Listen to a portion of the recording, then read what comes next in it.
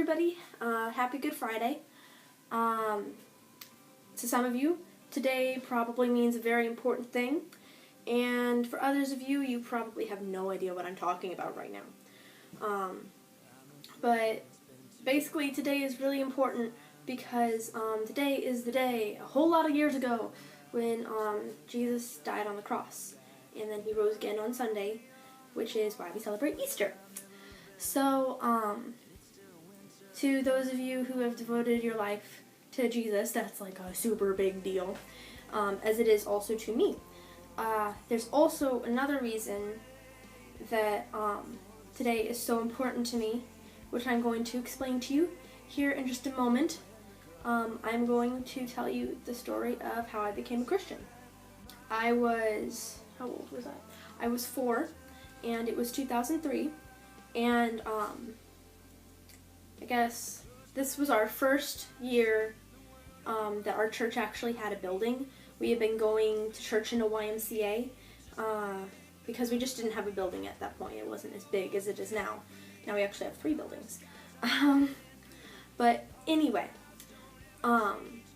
it was our church's first year in our first building, and one of the things they had done to celebrate Easter was they had put together this Good Friday experience. So it had lots of different things. They've done several over the years, and I'm sorry because my memory is very foggy, but a lot of the time the things they would do in these experiences, there would be like a fire pit out back, and you would like write things that you had done wrong on these pieces of paper. Like I think I wrote I fought with my sister today, and you would fold it up and you'd burn it because like Jesus is forgiving you of your sins.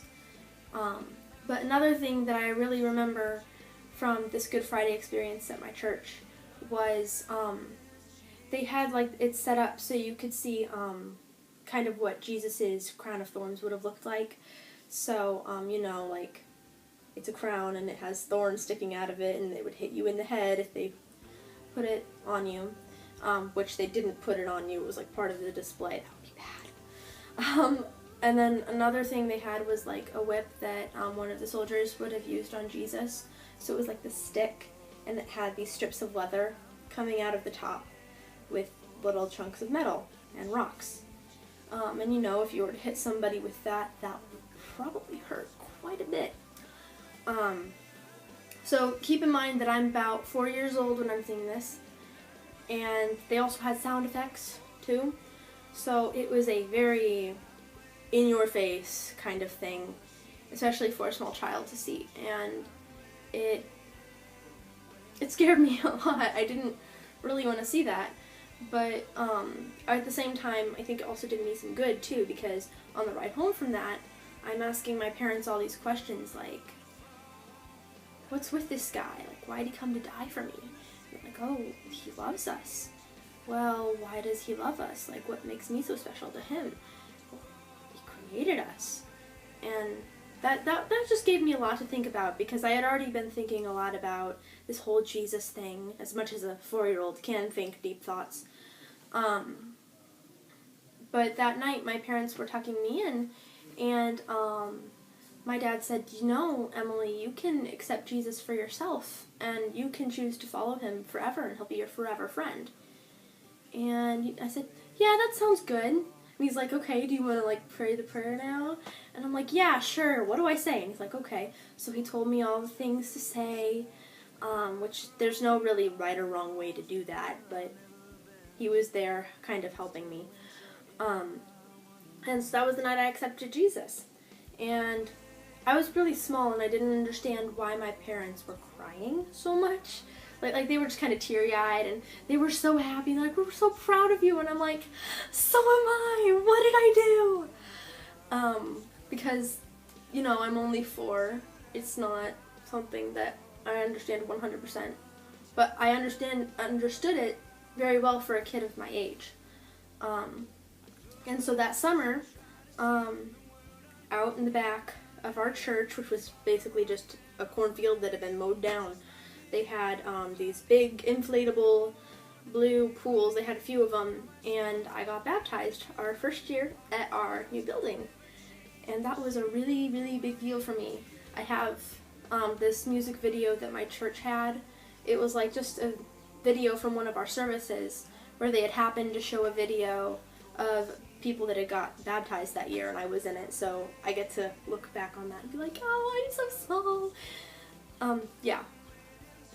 I mean, I was small. I had grown up in the church, and it was a lot earlier than some people accept Jesus. Some people don't accept Jesus until they're like in their 20s or whenever. So you might think, well, why are you telling us this story? Like, it's not such a big deal. You accepted Jesus when you were 4, great. But the thing that I've been really thinking about lately is that, yeah, there's nothing abnormal about my story. But he still wanted it anyway. He still wanted to be a part of my life. And because he was a part of my life that early on, I get to be more firmly planted in what I believe, so I can witness to all of you all and people that are really close to me. So I guess what I'm trying to say is, whoever you are, whatever your background is, he wants you and he wants to use you. It doesn't matter if you're one of the popular kids at school or one of the not so popular kids, or if you're one of the kids with straight A's or one of the kids that do not have straight A's at all. He wants to use you in whatever way he can, and he has a plan for you, even though sometimes you don't see it. And you might think that your story is not important to anybody, and you're just some nobody from small town America. But you're not, because you were created to be so much more for a God that loves you more than anybody ever could. So I hope that gave you guys some stuff to think about as Easter comes around. And I really hope that you enjoyed the story. I just thought I would share because it's something that's very near and dear to my heart. But yeah, have a happy Easter.